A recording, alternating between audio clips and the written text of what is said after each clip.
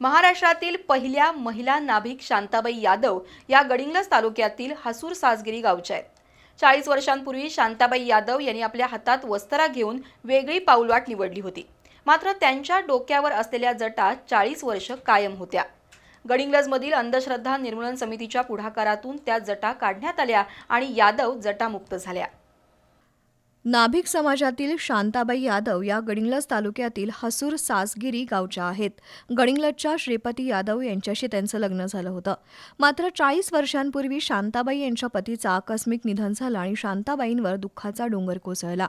पतीच्या निधनानंतर चांगुना, शोभा, सुनीता आणि संगीता या 4 मुलींचा सांभाळ करण्याची मोठी जबाबदारी त्यांच्यावर आली. पण शांताबाई मनानं खचल्या नाहीत. दुःख बाजूला सारून सलून चालवण्याचा पिढीचा धंदा त्यांनी स्वीकारला. त्यावेळी शांताबाईंना समाजातून प्रचंड विरोध झाला. पण हा विरोध झुगारून शांताबाईंनी नवऱ्याचा वस्तारा आणि कात्री हातात घेतली आणि सलूनचा व्यवसाय नेटानं चालवून 4ही मुलींना चांगलं शिक्षण दिलं. त्यांची लग्न करून दिली. पुरुषांच्या केश कर्तनाचा व्यवसाय करणारी महाराष्ट्रातील पहिलीच कर्तृत्ववान महिला म्हणून शांताबाईंना आजवर राज्य आणि देशपातळीवरील शेकडो पुरस्कार, मान सन्मान मिळाले. पंतप्रधान नरेंद्र मोदी यांच्या हस्ते यशोभूमी दिल्लीमध्ये सप्टेंबर 2023ला PM विश्वकर्मा पुरस्कार देऊन त्यांचा सत्कार झाला. शांताबाई धाडसी होत्या, मात्र शांताबाईंच्या डोक्यावर असलेला जटेचा भार पुरोगामी नागरिकांना सलत होता.